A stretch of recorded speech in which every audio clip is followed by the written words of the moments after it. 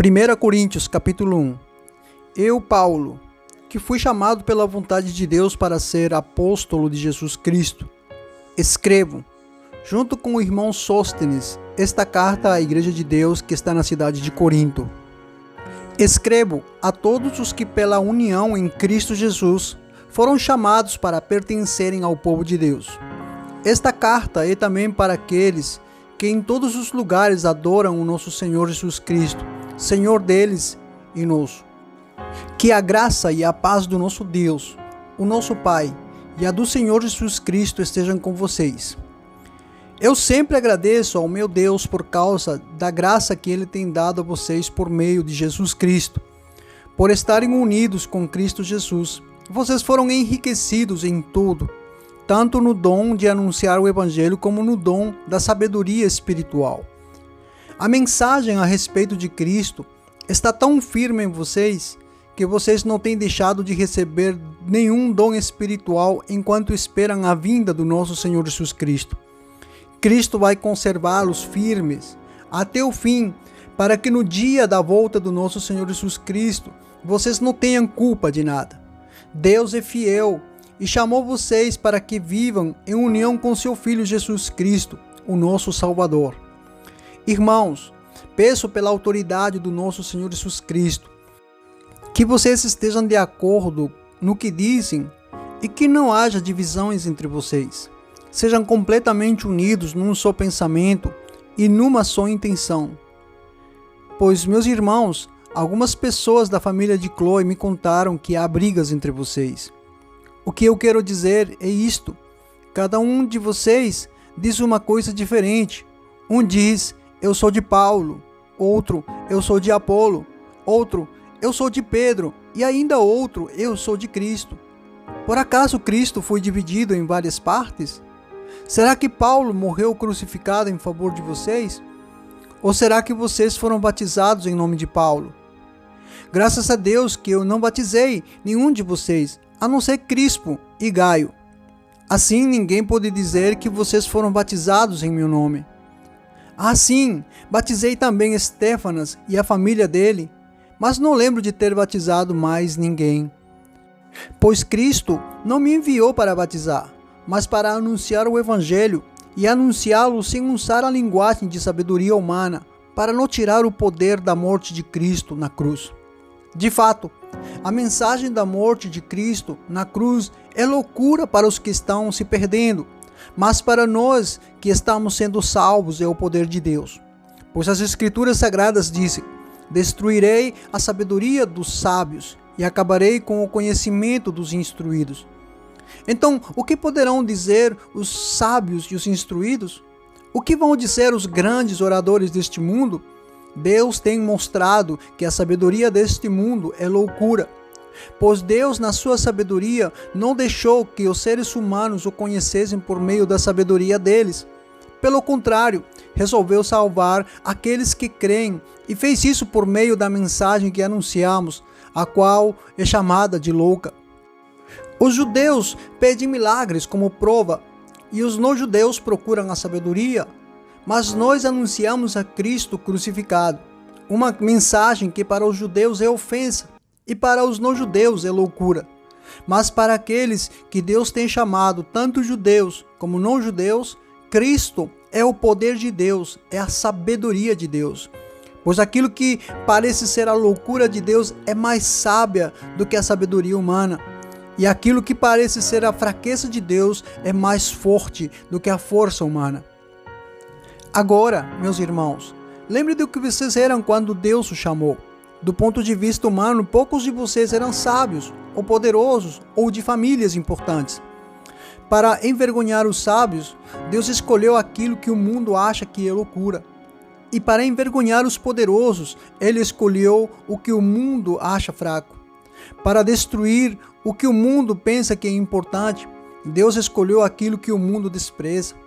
Acha humilde e diz que não tem valor. Isso quer dizer que ninguém pode ficar orgulhoso, pois sabe que está sendo visto por Deus. Porém, Deus uniu vocês em Cristo Jesus e fez com que Cristo seja a nossa sabedoria. E é por meio de Cristo que somos aceitos por Deus. Nós tornamos o povo de Deus e somos salvos. Portanto, como as Escrituras Sagradas dizem, quem quiser se orgulhar, que se orgulhe daquilo que o Senhor faz. Meus irmãos, quando eu fui anunciar a vocês a verdade secreta de Deus, não usei muitas palavras nem grande sabedoria, porque quando estive com vocês resolvi esquecer tudo, a não ser Jesus Cristo e principalmente a sua morte na cruz. Quando visitei vocês, eu estava fraco e tremia de medo. O meu ensinamento e a minha mensagem não foram dadas com linguagem de sabedoria humana, mas com provas firmes de poder do Espírito de Deus.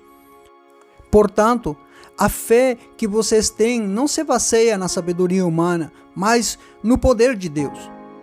Porém, para os que são espiritualmente maduros, anunciamos uma mensagem de sabedoria, mas não é de uma sabedoria deste mundo, nem dos poderosos que o governam e que estão perdendo seu poder. A sabedoria que anunciamos é a sabedoria secreta de Deus, escondida dos seres humanos. A sabedoria que o próprio Deus, antes mesmo da criação do mundo, já havia escolhido para a nossa glória. Nenhum dos poderes que agora governam o mundo conheceu esta sabedoria, pois se a tivessem conhecido, não teriam crucificado o glorioso Senhor.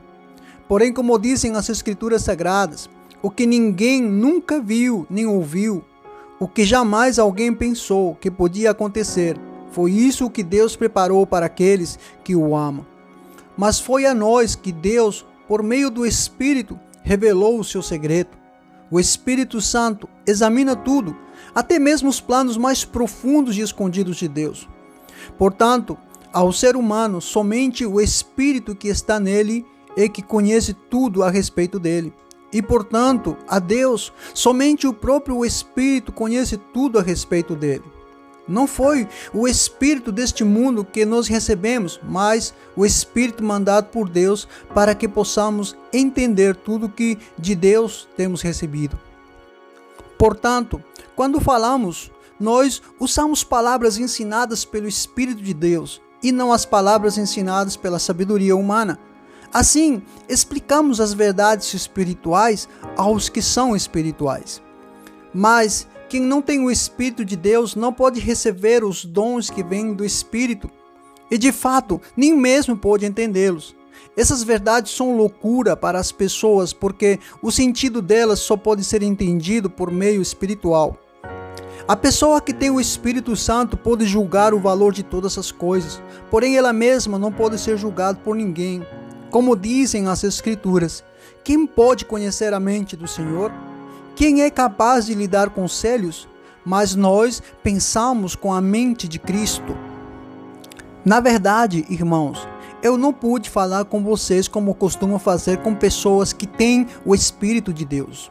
Tive de falar com vocês como se vocês fossem pessoas do mundo, como se fossem crianças na fé cristã. Tive de alimentá-los com leite e não com comida forte, pois vocês não estavam prontos para isso. E ainda não estão prontos, porque vivem como se fossem pessoas deste mundo. Quando existem ciumeiras e brigas entre vocês, será que isso não prova que vocês são pessoas deste mundo e que fazem o que todos fazem? Quando alguém diz, eu sou de Paulo, e outro, eu sou de Apolo, será que assim não estão agindo como pessoas deste mundo? Afinal de contas, quem é Paulo e quem é Apolo? Somos somente servidores de Deus, e foi por meio de nós que vocês creram no Senhor. Cada um de nós faz o trabalho que o Senhor lhe deu para fazer. Eu plantei, Apolo regou a planta, mas foi Deus quem a fez crescer. De modo que não importa nem o que planta, nem o que rega, mas sim Deus que dá o crescimento. Pois não existe diferença entre a pessoa que planta e a pessoa que rega. Deus dará a recompensa de acordo com o trabalho que cada um tiver feito. Portanto, nós somos companheiros de trabalho no serviço de Deus, e vocês são o terreno no qual Deus faz o teu trabalho. Vocês são também o edifício de Deus. Usando o dom que Deus me deu, eu faço o trabalho de um construtor competente. Ponho o alicerce e outro constrói em cima dele. Porém, cada um deve construir com cuidado. porque Deus já pôs Jesus Cristo como único alicerce, e nenhum outro alicerce pode ser colocado. Alguns usam ouro, ou prata, ou pedras preciosas para construírem em cima do alicerce, e ainda outros usam madeira, ou capim, ou palha. O dia de Cristo vai mostrar claramente a qualidade do trabalho de cada um, pois o fogo daquele dia mostrará o trabalho de cada pessoa. O fogo vai mostrar e provar a verdadeira qualidade do trabalho. Se aquilo que alguém construir em cima do alicerce e resistir ao fogo, então o construtor receberá a recompensa. Mas se o trabalho de alguém for destruído pelo fogo, então esse construtor perderá a recompensa.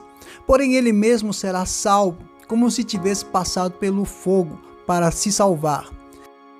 Certamente vocês sabem que são o templo de Deus e que o Espírito de Deus vive em vocês. Assim, se alguém destruir o templo de Deus, Deus destruirá essa pessoa, pois o templo de Deus é santo e vocês são o seu templo. Que ninguém engane a si mesmo. Se algum de vocês pensa que é sábio conforme a sabedoria humana, então precisa se tornar louco para ser de fato sábio. Pois aquilo que este mundo acha que é sabedoria, Deus acha que é loucura. Como dizem as Escrituras Sagradas, Deus pega os sábios nas suas espertezas, e também o Senhor sabe que os pensamentos dos sábios não valem nada. Ninguém deve se orgulhar daquilo que as pessoas podem fazer, pois tudo é de vocês, isto é, Paulo e Apolo, Pedro, este mundo, a vida e a morte, o presente e o futuro, tudo isso pertence a vocês, e vocês pertencem a Cristo, e Cristo pertence a Deus.